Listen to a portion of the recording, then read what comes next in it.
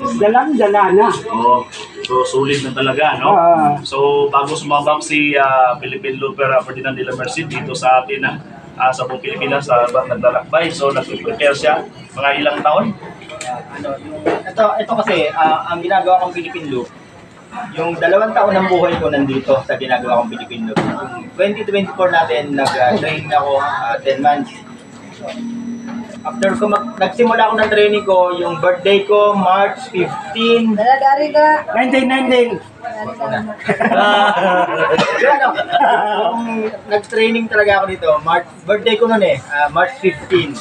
Sabi ko may gusto kong gawin sa buhay ko na yung closure para sa medyo malalim kasing kwento to Yung ginagawa ko, hindi siya basta sa ang Guinness World Record natin, para sa akin secondary ko na lang siya.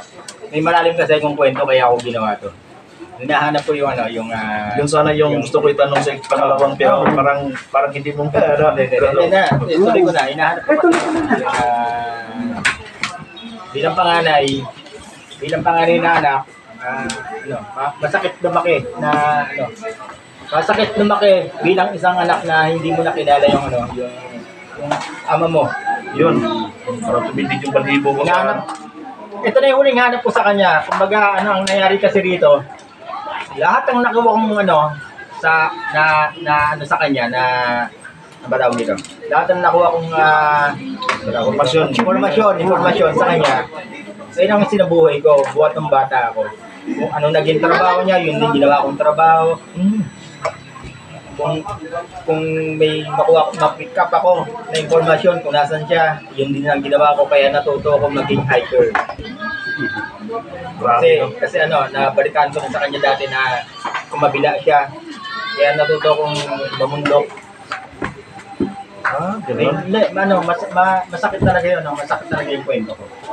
Masakit ang kwento ko. Bilang panganay kasi,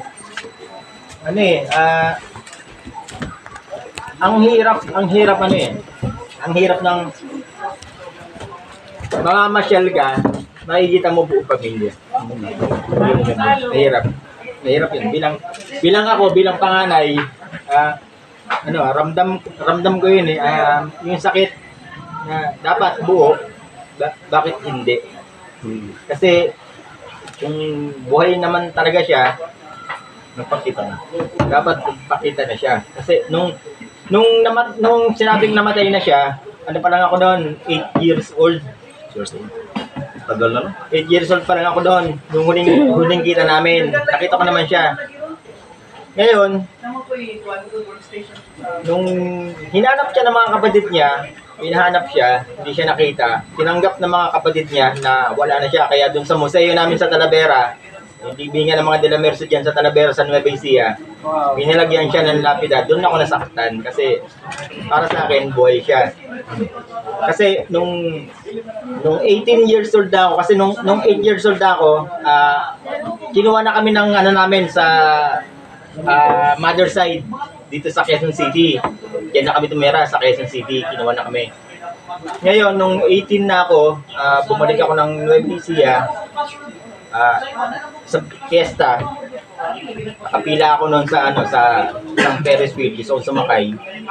Biglang isang pulang kotse doon habang nakapila ako sa Ferris wheel, bibili ko ng ticket, may isang pulang kotse doon, may bumaba sa driver seat. Pagbaba niya, dumiretso sa akin, sabi niya sa akin, pinapatawag ka ng papa mo, sama ka sa akin. Kaya naniwala akong buhay. This portion is brought to you by Lindes Urban. Ayan mga busing, so alam na natin yung dahilan, yung pinakamalalim na dahilan ni Philippine Looper Ferdinand de la Merced. Kasi ito para sa akin, closure. Lahat na ginawa ko, hindi alam ng mga kapatid ko yan kung bakit ako naging gala, hindi alam ng mga magulang ko, sa mother ko, hindi alam yan kung bakit ako naging parang pasaway, parang gano'n Ngayon, ito yung kwento noon. Ngayon ko lang ibibigay yung kwento na hindi ako pasaway. Isang anak na naghahanap ng pagmamahal. Wala ako.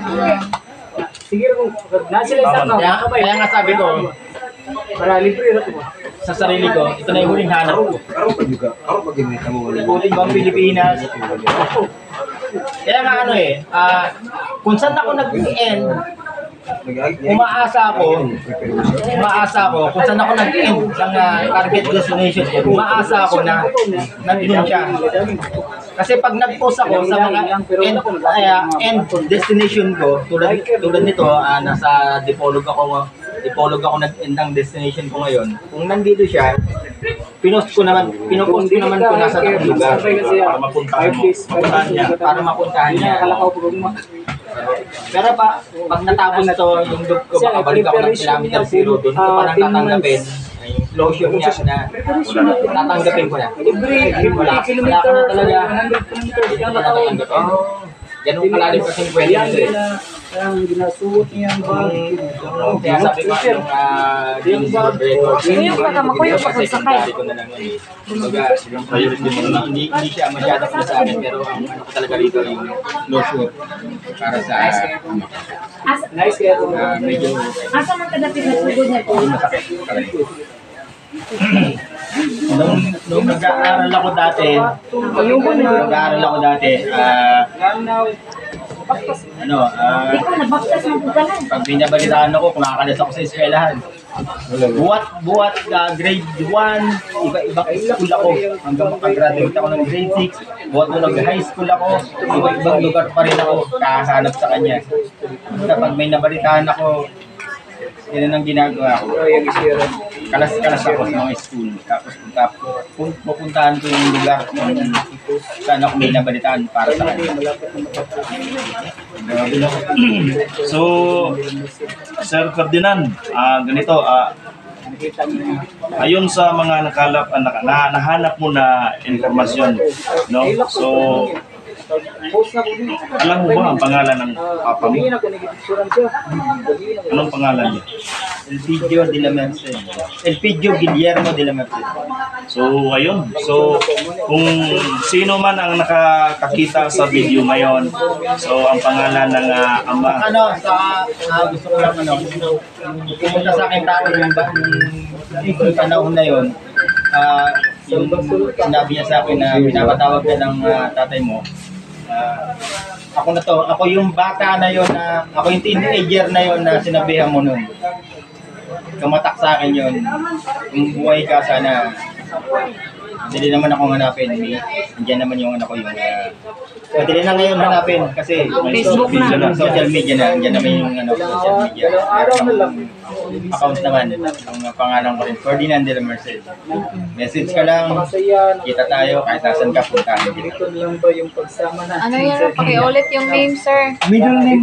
Yung buong pangalan, pakiulit ang buong pangalan ng siya. tatay Ang mo. papa mo. Elpidio Guillermo de la Merced.